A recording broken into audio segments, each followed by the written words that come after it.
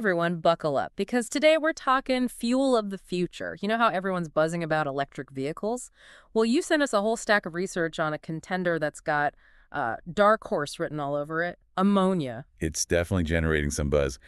The search for eco-friendly fuel alternatives is in overdrive right now, and ammonia is starting to rev its engine in that race. I'll be honest, my first thought was, wait, isn't that the stuff in cleaning products?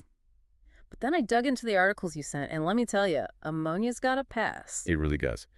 Did you catch that story about the Chevy Impala that drove across Canada back in 1981, powered by ammonia? Whoa, seriously, like all the way. All the way to Parliament Hill. The CEO of a company called Hydrofuel even held a press conference with the Governor General and the Energy Minister. Talk about a publicity stunt. Okay, you've officially blown my mind. Color me intrigued. But let's back up a bit. How does ammonia even work as fuel? To get that, we need to break down how ammonia is made. It all starts with good old H2O water. We split it into hydrogen and oxygen. Through electrolysis, right? That seems to be having a moment. It is. Yeah. And companies like ATA are making electrolyzers more cost-effective, which is huge. But back to our ammonia recipe. Once we've got hydrogen, we need nitrogen. Luckily, it's literally all around us. We just pluck it from the air. Okay, so we've got hydrogen, we've got nitrogen. What's the magic spell to turn that into fuel? No magic required, just some good old-fashioned chemistry. It's called the Haber-Bosch process, and it combines the hydrogen and nitrogen to create ammonia. So we can make ammonia. Got it. But here's where I hit a snag, and I'm guessing you know where I'm going with this. Isn't a lot of ammonia production still reliant on fossil fuels like natural gas? Seems a little counterproductive for a green fuel, right? You're right on the money. A lot of traditional ammonia production does use natural gas, which isn't ideal from an environmental standpoint. But that's where things get really interesting. Remember those electrolyzers we talked about? They hold the key to cleaner production. Okay, I'm sensing a but coming. You know it. We can power those electrolyzers with renewable energy sources, which gives us what we call green hydrogen. And that, my friend, is the game changer. Green hydrogen means we can make green ammonia. So it's not perfect yet, but the potential for a truly clean ammonia production cycle is there. Now we're talking. Exactly. There's even some cutting-edge research happening around red hydrogen. Imagine producing hydrogen as a byproduct of nuclear energy. Whoa, hold the phone. That sounds like a whole other deep dive waiting to happen. Maybe we park red hydrogen for now. I'm putting a pin in that for later. So we've established we can make ammonia in a potentially eco-friendly way. But this begs the question, why even bother? Why not stick with electric vehicles or other alternatives we're already familiar with? That's the million-dollar question, isn't it? In a world clamoring for clean energy, what makes ammonia stand out from the crowd? I'm all ears. Give me the ammonia elevator pitch. What makes it podium-worthy in the fuel finale? Let's start with practicality. Remember how we talked about hydrogen needing those bulky, high-pressure tanks? Yeah, not exactly something you want to lug around in your trunk. Exactly. Now, ammonia is a liquid at room temperature and pressure. Think about that. We can store and transport it using the infrastructure we already have. Pipelines, tanks, you name it. Okay, so point one for ammonia. It's convenient.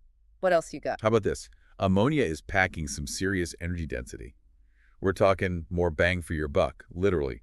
A smaller volume of ammonia can store a whole lot of energy. So like one tank of ammonia could potentially get you farther than a tank of gas. You're catching on. This is a game changer for things like range anxiety, which is a huge concern with electric vehicles. But here's the real kicker. Ammonia is a low-carbon fuel source. When it burns, the main byproducts are nitrogen and water. Water, excellent. But nitrogen, isn't that a greenhouse gas? Good catch. You're right, nitrogen is a greenhouse gas, but remember we're sourcing that nitrogen directly from the air. It's a closed loop. And while nitrogen pollution is a valid concern, there are ways to mitigate it. Like what? Think about the catalytic converters in cars today. They use technology to reduce harmful emissions. We can apply similar principles to ammonia-powered systems. In fact, there are technologies, like DeNOx, which use chemical reactions to break down nitrogen oxides into harmless nitrogen and water. This all gets pretty technical, but the research you sent dives deep into that, showing that these concerns can be addressed. Okay, so it sounds like ammonia has some serious strengths as a fuel source, but I have to imagine there are challenges too, right? No fuel is perfect. Totally. Every fuel source has its quirks. But with all this talk about ammonia's potential, I gotta ask, where are all the ammonia-powered cars? Are we picturing them in sci-fi movies, or are we close to seeing them on the open road? That's the thing about emerging technologies. The hype gets going before you see it at your local dealership. It's still early days for ammonia-powered vehicles, mostly in the research and development phase. But there are some serious players in the game. Oh, yeah. Spill the tea. Who's betting big on ammonia? We're talking about automotive giants like BMW and Nissan. They're pouring resources into developing ammonia-powered engines and fuel cells. Okay, so this isn't just backyard tinkering. These are big league players. Tell me more about what they're up to. For example, BMW is experimenting with a hybrid approach, a blend of gasoline and ammonia for their internal combustion engines. They've already had success running test engines on this mix. And then there's Nissan, going all in on a futuristic technology called solid oxide fuel cells. They're aiming to use ammonia to power not just cars, but homes too. Hold up, homes. Like we could be heating our houses with the same stuff that's powering our cars. It's a real possibility. That's what's so exciting about ammonia.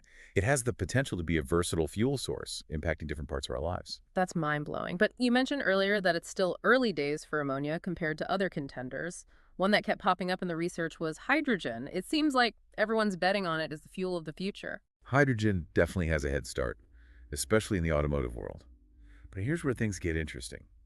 Different sectors have different favorites. When you look at industries like maritime shipping, ammonia is gaining serious traction. It makes you wonder if we're headed for a fuel face-off. We're at fuel face-offs like hydrogen versus ammonia, maybe even methane trying to muscle in. This is getting juicy. Exactly. It's a race to see which fuel will dominate which sector. Each has its strengths and weaknesses. But one thing's for sure, we're living in a thrilling time for clean energy. Couldn't agree more. So to wrap up today's deep dive for our listeners, we've been exploring the potential of ammonia as a fuel of the future.